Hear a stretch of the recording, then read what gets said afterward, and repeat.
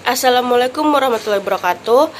Kami dari kelompok 5 akan membahas tentang PSAP 04, 05, dan 06 yang beranggotakan Ernawati, Melvin Al-Ngafif, Nisrina Rodatul Ais, dan Ismi Oktarina. Yang pertama, PSAP 04, catatan atas laporan keuangan.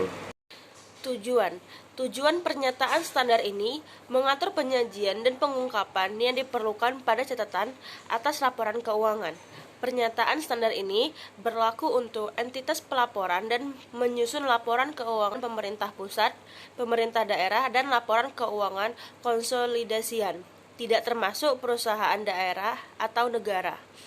Catatan atas laporan keuangan dimaksud agar laporan keuangan dapat dipahami oleh pembaca seluas, tidak terbatas hanya untuk pembaca tertentu ataupun manajemen entitas pelaporan, untuk menghindari terjadinya kesalahpahaman di antara pembaca.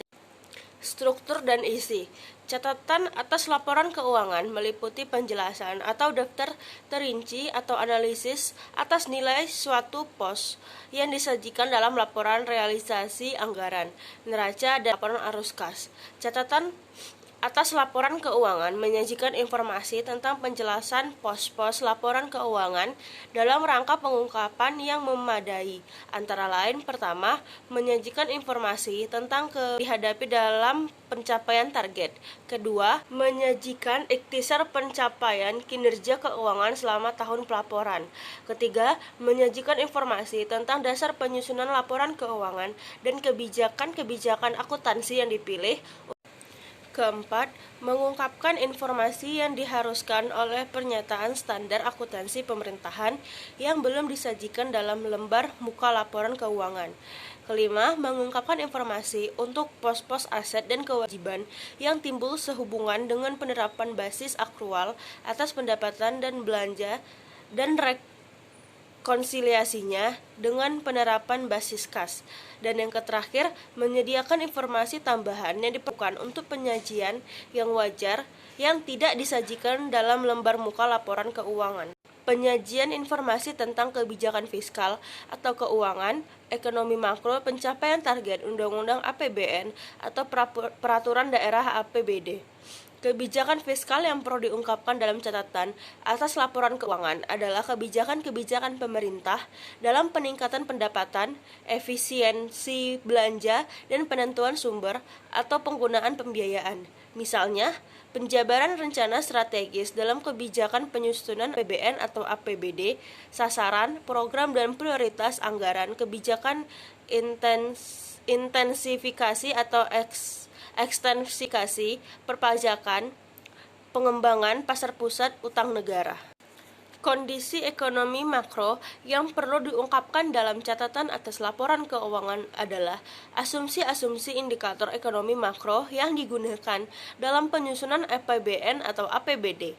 Berikut tingkat pencapaiannya, yaitu indikator ekonomi makro tersebut antara lain produk domestik bruto atau produk domestik regional bruto, pertumbuhan ekonomi, tingkat inflasi, nilai tukar, harga minyak, tingkat suku bunga, dan neraca pembayaran. Penyajian ikhtisar pencapaian kinerja keuangan selama tahun pelaporan. Kinerja keuangan entitas pelaporan dalam laporan realisasi anggaran harus mengikhtisarkan indikator dan pencapaian kinerja kegiatan operasional yang berdimensi keuangan dalam suatu periode pelaporan. Ikhtisar pembahasan kinerja keuangan dalam catatan atas laporan keuangan harus: yang pertama, menguraikan strategi dan sumber daya yang digunakan untuk mencapai tujuan. Kemudian kedua, memberikan gambaran yang jelas atas realisasi dan rencana kinerja keuangan dalam satu entitas pelaporan. Kemudian terakhir, menguraikan prosedur yang telah disusun dan dijalankan oleh manajemen untuk dapat memberikan keyakinan yang beralasan bahwa informasi kinerja keuangan yang dilaporkan adalah relevan dan andal. Kemudian, pembahasan mengenai kinerja keuangan harus yang pertama meliputi baik hasil yang positif maupun negatif. Kemudian kedua, menyajikan data historis yang relevan. Kemudian yang tiga, membandingkan hasil yang dicapai dengan tujuan dan rencana yang telah ditetapkan. Dan yang terakhir yaitu menyajikan informasi penjelasan lainnya yang diyakini oleh manajemen akan dibutuhkan oleh pembaca laporan keuangan untuk dapat memahami indikator, hasil, dan perbedaan yang ada dengan tujuan atau rencana. Keterbatasan dalam pengungkapan, pengukuran, dan pelaporan kinerja. Yang pertama yaitu kinerja biasanya tidak dapat diungkapkan secara utuh dengan hanya menggunakan satu indikator saja. Kemudian yang kedua, indikator kinerja tidak dapat memperlihatkan alasan mengapa kinerja berada pada tingkat yang dilaporkan.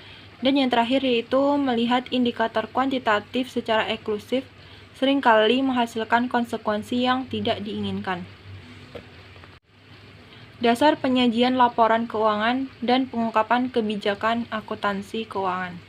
Asumsi dasar akuntansi sesuai dengan kerangka konseptual akuntansi pemerintahan. Asumsi dasar dalam pelaporan keuangan di lingkungan pemerintah adalah anggapan yang diterima sebagai suatu kebenaran tanpa perlu dibuktikan agar standar akuntansi dapat diterapkan, yang terdiri dari yang pertama asumsi kemandirian entitas, kedua asumsi kesinambungan entitas, dan yang terakhir yaitu asumsi keterukuran dalam satuan uang atau monetary measurement.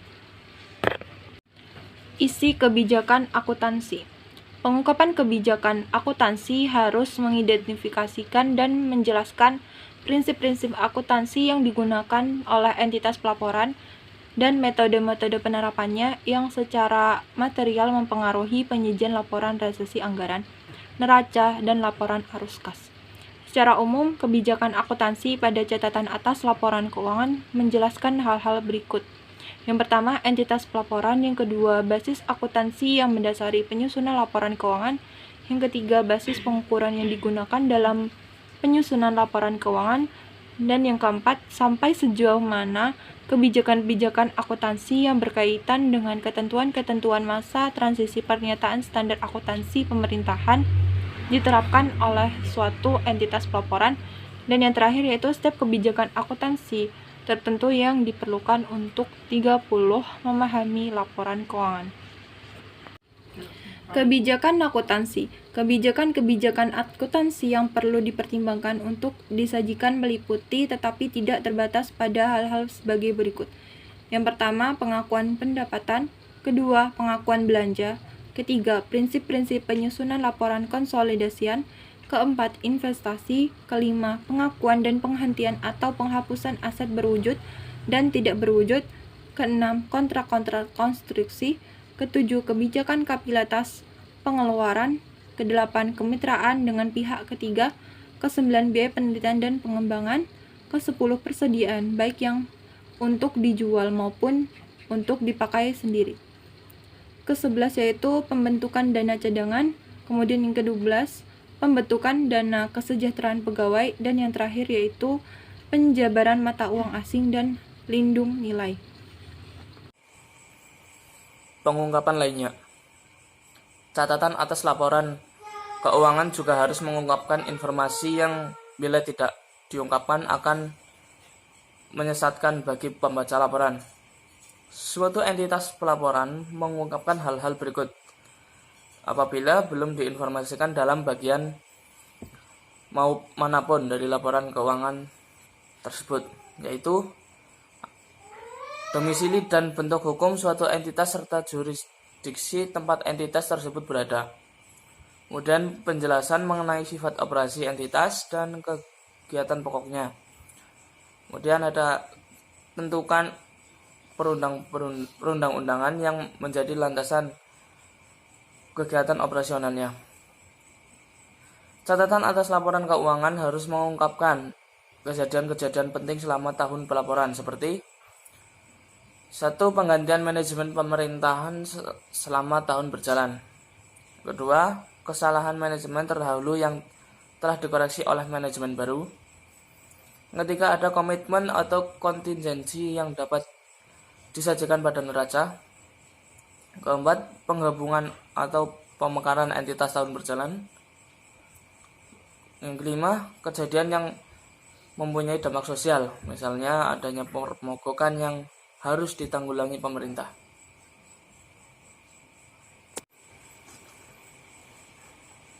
PSAP 5 tentang akuntansi persediaan.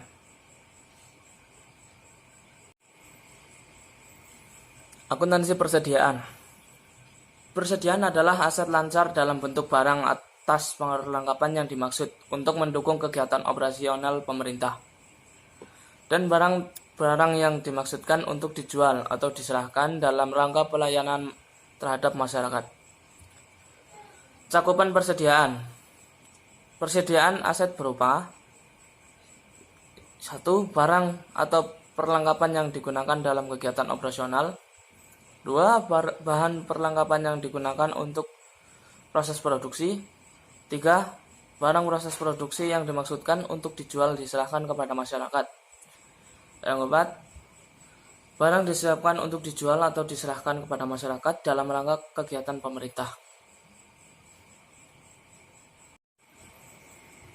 Pengakuan persediaan. Persediaan diakui pada saat potensial manfaat ekonomis masa depan diperoleh pemerintah dan mempunyai nilai biaya yang dapat diukur dengan handal. Pada saat diterima atau hak kepemilikannya dan atau kepenguasaannya berpindah. Pengukuran persediaan. Biaya persediaan perolehan sama dengan harga pembelian. Contoh persediaan. 1. Barang konsumsi. 2. Amunisi. 3. Bahan untuk pemeliharaan. 4. Suku cadang. 5. Pita cukai dan legis. 6. Bahan baku. 7. Barang dalam proses atau setengah jadi. 8. Tanah atau bangunan yang dijual atau diserahkan kepada masyarakat. 9. Hewan atau tanaman untuk dijual atau diserahkan kepada masyarakat. Selanjutnya, di sini saya akan menjelaskan tentang PSAP 06, yaitu tentang akuntansi investasi. Selanjutnya ada tujuan. Tujuan pernyataan standar ini adalah untuk mengatur perlakuan akuntansi untuk investasi dan pengungkapan informasi penting lainnya yang harus disajikan dalam laporan keuangan. Pernyataan standar ini mengatur perlakuan akuntansi investasi pemerintah pusat dan daerah, baik investasi jangka pendek maupun investasi jangka panjang, yang meliputi saat pengakuan, klasifikasi, pengukuran, dan metode penilaian investasi, serta pengungkapannya dalam laporan keuangan. Selanjutnya ada klasifikasi investasi. Investasi pemerintah dibagi menjadi dua, yaitu investasi jangka pendek dan investasi jangka panjang. Investasi jangka pendek merupakan kelompok aset lancar, sedangkan investasi jangka panjang merupakan kelompok aset non-lancar. Nah, investasi jangka pendek ini berupa yang pertama deposito berjangka waktu 3-12 bulan dan atau yang dapat diperpanjang secara otomatis. Yang kedua yaitu pembelian surat utang negara pemerintah jangka pendek oleh pemerintah pusat maupun daerah dan pembelian sertifikat Bank Indonesia atau SBI. Selanjutnya ada investasi jangka panjang. Investasi jangka panjang dibagi menurut sifat penanaman investasinya, yaitu permanen dan non-permanen. Investasi permanen adalah investasi jangka panjang yang dimaksudkan untuk dimiliki secara berkelanjutan. Sedangkan investasi non-permanen adalah investasi jangka panjang yang dimaksudkan untuk dimiliki secara tidak berkelanjutan. Nah, untuk investasi permanen ini dapat berupa yang pertama ada penyertaan modal pemerintah pada perusahaan negara atau daerah, badan internasional, dan badan usaha lainnya yang bukan milik negara. Yang kedua ada investasi permanen lainnya yang dimiliki oleh pemerintah untuk menghasilkan pendapatan atau meningkatkan pelayanan kepada masyarakat. Nah, untuk investasi non-permanen yang dilakukan pemerintah itu dapat berupa yang pertama ada pembelian obligasi atau surat utang jangka panjang yang dimaksudkan untuk dimiliki sampai dengan tanggal jatuh tempo oleh pemerintah. Yang kedua ada penanaman modal dalam proyek pembangunan yang dapat dialihkan kepada pihak ketiga. Selanjutnya ada dana yang disisihkan oleh pemerintah dalam rangka pelayanan masyarakat seperti bantuan modal kerja secara bergulir kepada kelompok masyarakat. Yang terakhir itu ada investasi non-permanen lainnya yang sifatnya tidak dimaksudkan untuk dimiliki pemerintah secara berkelanjutan seperti penyertaan modal yang dimaksudkan untuk penyihatan atau penyelamatan perekonomian. Selanjutnya ada pengakuan investasi. Suatu pengeluaran kas atau aset dapat diakui sebagai investasi apabila memenuhi salah satu kriteria. Yang pertama ada kemungkinan manfaat ekonomi dan manfaat sosial atau jasa potensial di masa yang akan datang atas suatu investasi tersebut dapat diperoleh oleh pemerintah. Yang kedua yaitu nilai perolehan atau nilai wajar investasi dapat diukur secara memadai atau reliabel. Pengeluaran untuk perolehan investasi jangka pendek diakui sebagai pengeluaran kas pemerintah dan tidak dilaporkan sebagai belanja dalam laporan realisasi anggaran. Sedangkan pengeluaran untuk memperoleh investasi jangka panjang diakui sebagai pengeluaran pembiayaan. Selanjutnya ada pengukuran investasi. Yang pertama ada investasi jangka pendek dalam bentuk surat berharga, misalnya saham dan obligasi jangka pendek, dicatat sebesar biaya perolehan. Biaya perolehan investasi meliputi harga transaksi investasi itu sendiri, ditambah dengan komisi perantara jual beli, jasa bank, dan biaya lainnya yang timbul dalam rangka perolehan tersebut. Yang kedua ada investasi jangka panjang yang sifatnya permanen, misalnya penyertaan modal pemerintah, dicatat sebesar biaya perolehannya meliputi harga transaksi investasi itu sendiri, ditambah dengan biaya lainnya yang timbul dalam rangka perolehan investasi tersebut. Yang ketiga ada investasi non-permanen, misalnya dalam pembelian 20 obligasi jangka panjang dan investasi yang dimaksudkan untuk tidak dimiliki berkelanjutan, dinilai sebesar nilai perolehannya. Selanjutnya ada metode penilaian investasi. Penilaian investasi pemerintah dilakukan dengan 3 metode, yaitu yang pertama ada metode biaya. Dengan menggunakan metode biaya, investasi dicatat sebesar biaya perolehan.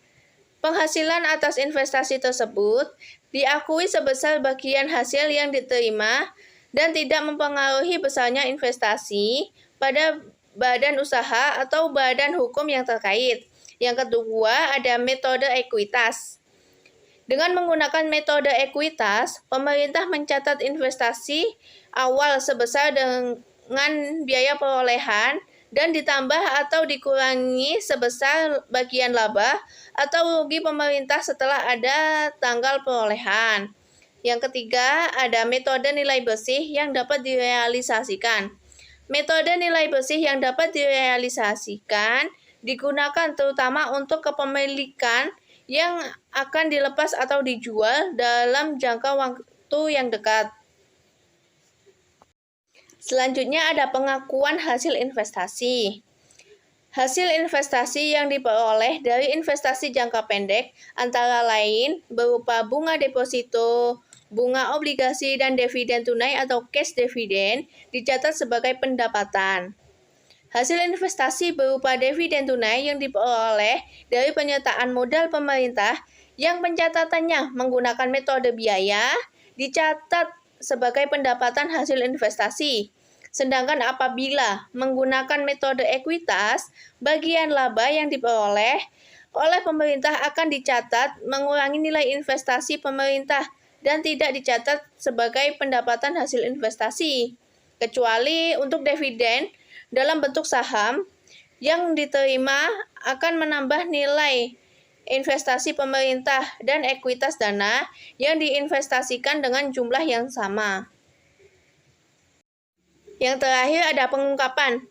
Hal-hal lain yang harus diungkapkan dalam laporan keuangan pemerintah berkaitan dengan investasi pemerintah antara lain yang pertama ada kebijakan akuntansi untuk penentuan nilai investasi. Yang kedua ada jenis-jenis investasi, investasi permanen dan non-permanen. Yang ketiga ada perubahan harga pasar, baik investasi jangka pendek maupun investasi jangka panjang. Yang keempat ada penurunan nilai investasi yang investasi dengan nilai wajar dengan alasan penerapannya. Yang kelima ada perubahan pos investasi dan penyebab penurunan tersebut. Mungkin sekian yang dapat kami sampaikan, kurang lebihnya kami mohon maaf. Wassalamualaikum warahmatullahi wabarakatuh.